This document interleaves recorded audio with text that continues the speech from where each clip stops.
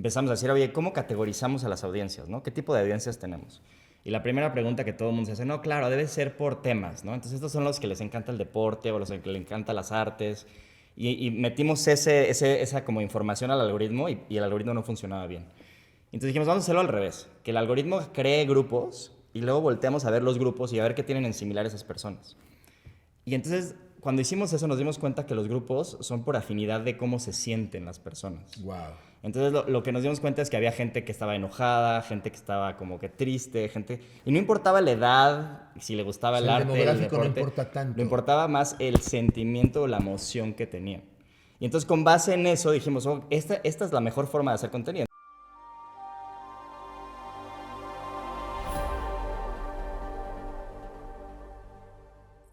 Dijiste matemáticas, tecnología, redes sociales y luego monetización. Hoy mucha gente quiere tener millones de seguidores y quiere ser influencer y quiere tener X cantidad de audiencias, pero lo que tú haces es lo que está atrás de eso. Cuando alguien ve el numerito de 20 millones de seguidores, no sabe lo que sucedió atrás a nivel matemáticas, algoritmos, tecnología. Cuéntanos un poco, porque eso es lo que tú has hecho y lo has hecho muy bien. Sí, a ver, creo que, o sea, cuando nosotros empezamos con Cultura Colectiva hace ya más de 10 años, había una combinación muy interesante en donde, digamos que uno de mis socios era el creativo, que decía, oye, ¿sabes qué? Creo que está de tendencia el tema de tatuajes.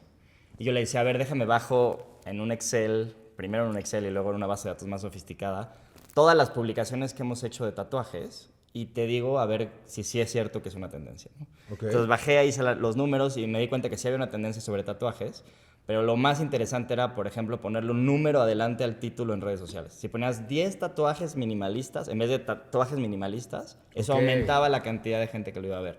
Porque como le ponías un número, la gente entendía que iba a consumir una cantidad. Y entonces decía, bueno, no va a ser ni muy largo ni muy corto, me lo echo. Entonces ponerle número a los títulos en esa época aumentaba ¿no? el En esa alcance. época. Después era como, bueno, ¿qué tipo de tatuajes? Porque hay muchos tipos de tatuajes, ¿no? O sea, sí es una tendencia de tatuajes, pero entonces era como, a ver, minimalistas, o quizás son de animales, o quizás son con significados religiosos o espirituales.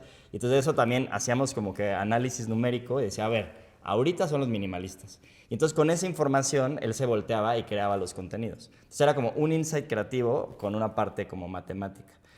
Pero eso que me dices está padrísimo en tus inicios, pero era revisar lo que ya había sucedido en un colectivo. ¿Cuántos están viendo números, cuántos tatuajes y cuántos de qué color? Y reacciona a darles más de lo que ya vieron.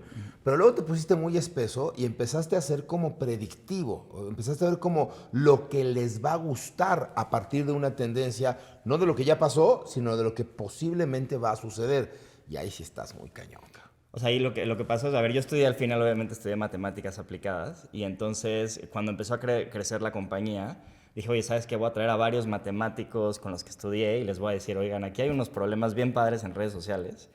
Y entonces lo que empezamos a desarrollar fueron estos algoritmos predictivos, que lo que hacíamos era, agarramos toda la información de nuestras publicaciones en redes sociales y de otras publicaciones abiertas que había. Y entonces teníamos literal un programita en el que le ponías el título y le ponías la imagen que iba a salir en redes sociales y ya sabíamos cuántas visitas iba a tener. No lo habíamos ni publicado, no habíamos hecho nada. Y entonces... Y sí, o sea, el y, porcentaje de éxito era digamos, había como 90 y algo. alguna varianza, pero sí funcionaba bastante bien. El problema ahí fue más bien como que la interacción con la gente que creaba contenido, ¿no? Porque había este ego de los creadores de contenido que decían, no, no, no, yo voy a tener mucho mejor resultados que el algoritmo que me estás diciendo. Entonces empezamos a hacer ese reto y dijimos, bueno, órale, vamos a ponernos a competir. Vamos a poner un liderato, así literal, como un dashboard donde vamos a poner quién tiene más visitas, si el algoritmo o ustedes. Y entonces poco a poco lo empezamos a revisar y obviamente el algoritmo salía arriba que las personas y entonces poco a poco empezamos a utilizar más el algoritmo para publicar en Y redes. ahora ocupas menos personas. O sea, muchas de tus A publicaciones. ver, necesitas a la persona que cree el contenido, pero no necesitas que la persona piense exactamente qué es lo que va a hacer, ¿no? O sea, no necesitas que la persona piense el título o la imagen que va a publicar, ¿no? O sea, eso ya se puede hacer desde otro lugar. Y eso, vaya, da hasta miedo, es medio perverso, porque ya el siguiente paso ya es casi casi que decirle a la audiencia lo que le gusta, pero que no sabe que le gusta. O sea, está muy cañón. Sí, sí, sí. A ver, y hay mucho de eso, ¿no? Algo que, por ejemplo, cuando estábamos creando este algoritmo, una cosa que pasó bien padre fue, empezamos a decir, oye, ¿cómo categorizamos a las audiencias, ¿no? ¿Qué tipo de audiencias tenemos? Y la primera pregunta que todo el mundo se hace, no, claro, debe ser por temas, ¿no? Entonces estos son los que les encanta el deporte o los que les encanta las artes. Y metimos esa como información al algoritmo y el algoritmo no funcionaba bien. Entonces dijimos, vamos a hacerlo al revés, que el algoritmo cree grupos y luego volteamos a ver los grupos y a ver qué tienen en similar esas personas. Y entonces, cuando hicimos eso, nos dimos cuenta que los grupos son por afinidad de cómo se sienten las personas. Wow.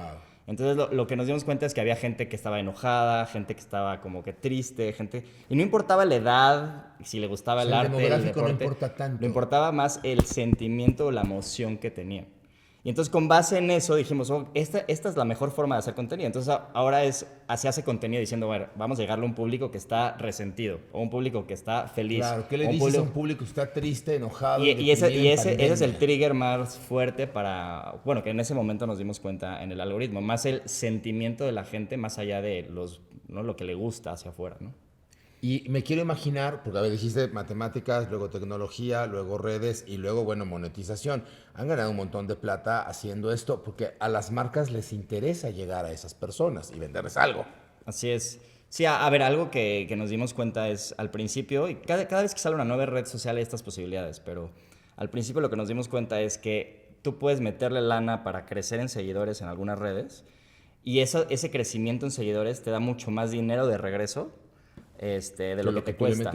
Al principio, pero, o sea, por ejemplo, cuando Facebook hace 6, 7 años, lo que hicimos nosotros es le invertíamos mucho a tener más fans y todos esos fans que nos regresaban a la página nos daban mucho más dinero en toda la publicidad que generábamos que el costo de los fans. Entonces, era como una máquina, ¿no? Ah, pues entonces me da más dinero, le meto más dinero, le meto más dinero y así crecimos muy, muy rápido. Eso ya no jala.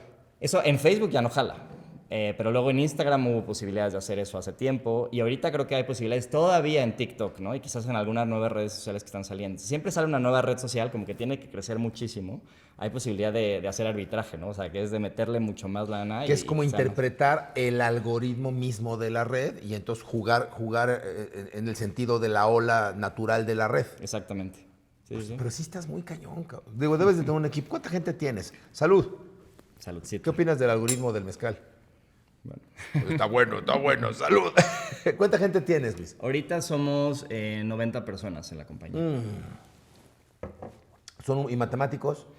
Ahorita, fíjate que matemáticas ya no tenemos tantos, ¿eh? O sea, yo creo que en su buena época llegamos a tener como unos 10, 15 y después hemos reducido bastante el número. O sea, una vez que creas como que ya la tecnología, no necesitas como que estarle metiendo todavía mucho más desarrollo, ¿no? En ese sentido. Muchas de tus respuestas han sido en ese entonces lo que veíamos, Pero también escucho mucho decir, es que el algoritmo de Facebook te lo cambian a cada rato. Y entonces ya tú le metes pauta, pero ya no es tan rentable porque entonces gana dinero Facebook, pero tú ya no estás vendiendo. ¿Qué hay hoy al respecto de todo esto que me estás platicando en las redes? Híjole, a ver, creo que estamos viviendo un momento muy interesante porque... O sea, el gran líder de todo esto es Facebook, ¿no?